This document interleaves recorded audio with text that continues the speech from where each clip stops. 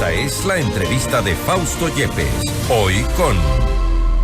Estamos ya en los estudios de FM Mundo con el general Patricio Carrillo, exministro del Interior, para hablar sobre esta ola de violencia en el Ecuador. Algunos eventos que han causado conmoción a nivel nacional en la provincia de Esmeraldas y en otros sectores del país ya generan una preocupación que va más allá y la gente, los ciudadanos exigen respuestas. General Carrillo, bienvenido. Buenas tardes, Fausto. Un gusto poder saludar con todos. ¿Cuáles son las soluciones? ¿Hay salidas para esta ola delincuencial? Hemos visto lo que ocurrió en Esmeraldas, en esta masacre. Lamentablemente no parece haber una respuesta. Los estados de excepción tampoco han sido una solución. Claro que hay salidas, siempre hay ventanas de oportunidades. Y yo creo que este comportamiento distorsionado de la delincuencia a través de violencia irracional, absolutamente irracional, ya con actos de terrorismo, nos invitan a hacer un gran pacto, un gran acuerdo ciudadano.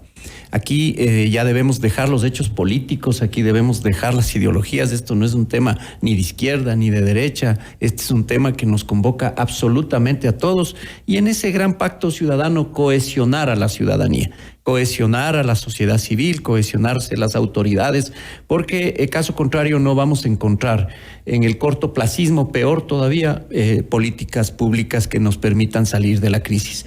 Yo creo que hay que trabajar muchísimo, estamos a tiempo, las nuevas autoridades, los alcaldes electos, creo que tienen un rol fundamental para devolverle no solamente confianza a los ciudadanos, sino devolverle también esta convivencia pacífica, que ese es un rol fundamental de los municipios, porque este es un tema de ciudad.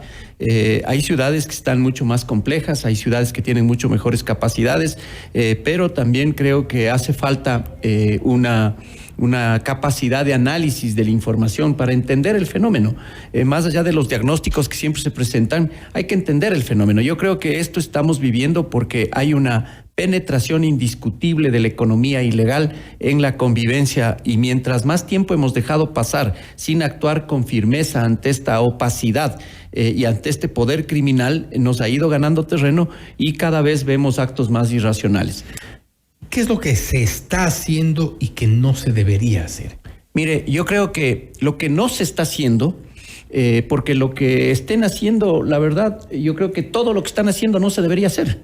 Yo creo que lo que debería hacerse es perseguir las economías ilegales, reducir la impunidad solapada que existe alrededor de las sentencias, de las identificaciones. Vamos a ver primero, en general, ¿cómo reducimos las economías ilegales? Mire, ¿cómo las combatimos? El tema es transparentar. Hay que sincerarnos, porque muchas de las actividades económicas en el país están ya introducidas, la economía producto del narcotráfico, del contrabando, de la trata, del tráfico, de la minería ilegal. Entonces, esta economía le ha dado poder criminal a muchas personas e inclusive poder político a través de elecciones con baja transparencia. Creo que la accountability es fundamental. Creo que los organismos de control le deben y tienen mucha deuda, especialmente la UAFE, el SRI, las superintendencias de bancos, de compañías, porque no hay otra forma. ¿Negligencia el lavado o inacción allí? Yo creo que hay omisiones. Yo creo que hay omisiones indiscutibles. Yo creo que hay un sistema también de inteligencia muy ocioso y un sistema de contrainteligencia. En temas de que esta misma economía está produciendo contratación pública inclusive. Ya sucedió el caso Norero con algunos municipios. Sin embargo, hemos dejado crecer y por eso insisto, mientras más tiempo demoramos en actuar con firmeza, más irracionalidad va encontrándose porque el objetivo del crimen organizado es justamente fragmentar. Entonces, creo que hay que hacer un gran acuerdo para transparentar la economía. Hay estudios internacionales que ya se han adelantado. La academia aquí también creo que nos debe muchísimo para comprender este fenómeno, pero hay estudios internacionales que los ha presentado Naciones Unidas y ellos hablan de entre el 2.5 y el 5% del Producto Interno Bruto que se lava en los países. En el Ecuador eso correspondería entre 5.000 a 8.000 millones de dólares. La economía que gira alrededor de la minería ilegal es enorme de igual manera y por eso aparecen ya algunos discursos antimineros antimineros, esta posición indígena antiminera y estos mecanismos que frenan el desarrollo y el progreso, pero que otros sí están medrando. En el tema de narcotráfico, el Ecuador, lastimosamente por su situación geográfica de encontrarse entre los dos países de mayor producción de cocaína y al tener la costa del Pacífico, se ha convertido en un puerto de exportación.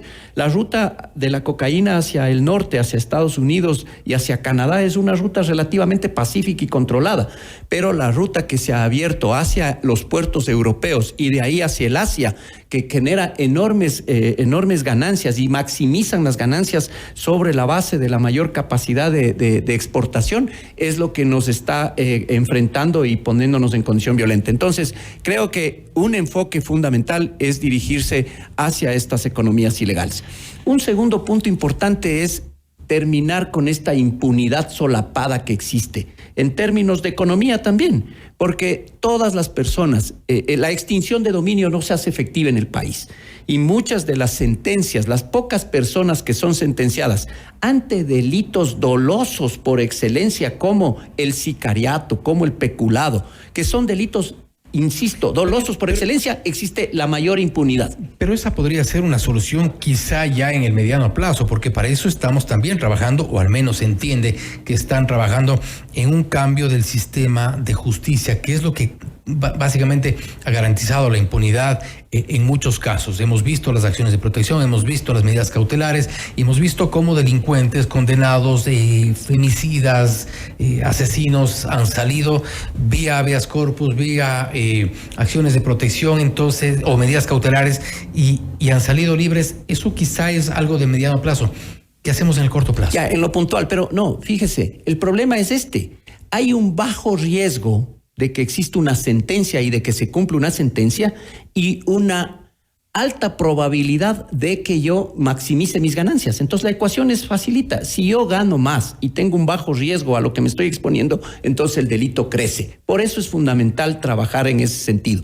En el corto plazo, yo creo que hay que fortalecer el sistema de inteligencia, creo que hay que equipar, pero verdaderamente equipar ya. Si nosotros miramos la contratación pública, vemos que todavía no se hacen las inversiones que corresponden. Se ofrecieron los 1.200 millones de dólares y no se han cumplido hasta ahora. Estamos por graduar 8.500 policías y no existe el proceso para la adquisición de las armas. Sin embargo, ya empezamos a pedir a la sociedad ampliar la capacidad de porte de armas, cuando no tenemos capacidad de armarles a los propios funcionarios de policía. En otros países, mire la reacción de Chile ante los eventos que han sucedido, la cohesión, la formación política, porque son políticos profesionales, no políticos que están aquí con un propósito justamente de fragmentarle al Estado.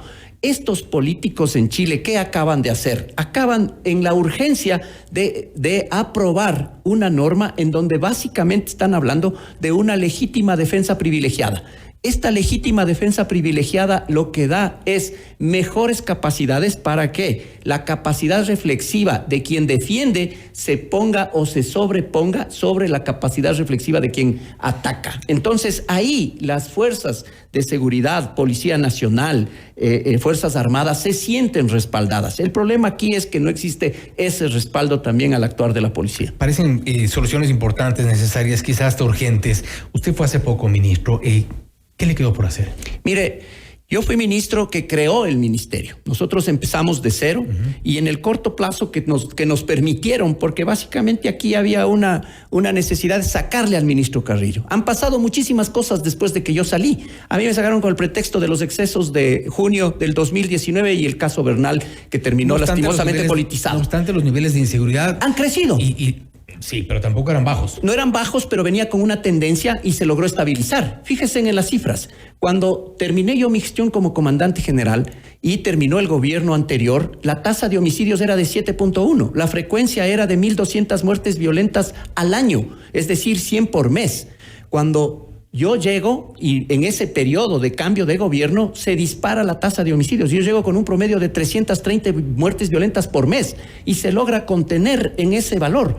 una vez que salimos, porque estábamos enfrentando justamente, nosotros capturamos a Norero, salimos y otra vez se vuelve a disparar, de tal manera que a diciembre el promedio se eleva a 450 y en enero 1.500 muertes violentas por mes. Hoy estamos en ese promedio nuevamente. La tendencia sigue creciendo. Han sucedido cosas muchísimo más irracionales, pero ya no hay desde la Asamblea esa posición de ataque. 300 comparecencias en un ministerio que estábamos creándolo, en un ministerio que empezamos despachando desde oficinas privadas, en un ministerio que con la cooperación internacional se generó nuevamente confianza. Sin embargo, hoy creo que tienen que hacer mucho, alinear al plan que existe. Alíñense al plan. ¿Cuál es el plan? Hay un plan presentado con un horizonte al 2030 y alineado a los objetivos de desarrollo sostenible. Creo que ese es un mecanismo inclusive para rendir cuentas y entregarle a la ciudadanía una posibilidad de que él también supervise y haga una accountability a la gestión.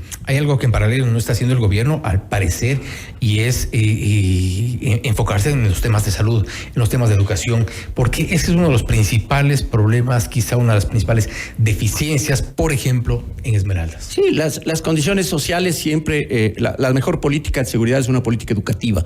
Mientras nosotros trabajemos mucho más en la inclusión de los jóvenes y evitemos que se acerquen a las armas y se acerquen a las pandillas, mientras les hagamos más virtuosos y les vayamos sacando de los vicios, siempre tendremos una mejor comunidad. El tema de inversión social es fundamental, el tema de frontera es importantísimo, la presencia del Estado, porque justamente cuando no hay Estado y cuando no hay justicia es por donde van creciendo todos estos mecanismos. La degradación del tejido social, yo creo que hay que trabajar muchísimo. Insisto en esta necesidad que ahora los ciudadanos tienen de que las nuevas autoridades electas en los municipios empiecen a trabajar con un plan. Creo que es fundamental invertir en una gran consultoría que permita en el periodo de 4 años devolverle confianza, al menos en ciudades con mejores capacidades, y en otras yo creo que hay que trabajar con el apoyo desde el gobierno nacional, con estructura de inteligencia, con capacidades que desde la ciudadanía inclusive le exijan a sus representantes en la Asamblea Nacional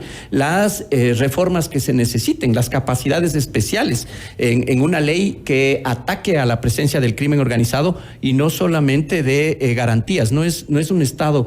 Yo creo que estamos en un estado disfuncional, en un estado en entredicho, interdicto, en un estado sometido, porque básicamente no hay equilibrio entre las garantías y entre lo punitivo. Creo que hay que generar un equilibrio que realmente disuada. Hoy no le disuade nada al delincuente. ¿Cómo generar estas garantías en un ambiente político donde lamentablemente se requiere de esta gobernabilidad y no es posible? Ese es parte del conflicto, ¿no? Yo creo que la policrisis tiene su origen en un conflicto de carácter político. Creo que hay que trabajar muchísimo en las nuevas generaciones jóvenes que hagan de la política su profesión. Que actúen profesionalmente en política y no gente que venga con un propósito que muchas veces está ligado a estos mercados criminales. General Carrillo, gracias por haber estado con nosotros. Estaremos igual pendientes. Lamentamos lo que ha ocurrido primero este fin de semana con las 3 chicas asesinadas, ahora esta masacre en la provincia de Esmeraldas también, y pues el gobierno que tiene que tomar algunas direcciones, quizá un giro de timón en sus políticas. Gracias, Fausto. Un gusto poder saludarles. Buenas noches. Gracias. Ha sido el general Patricio Carrillo, exministro del Interior, hablando sobre la ola de violencia en nuestro país. ¿Hay salidas? Ha dicho que sí, que básicamente lo que se está haciendo hoy, todo lo que se está haciendo desde el gobierno, no debería estarse haciendo. Hay otras direcciones, otros puntos que atacar. Esto es Notimundo Estelar, siempre bien informados.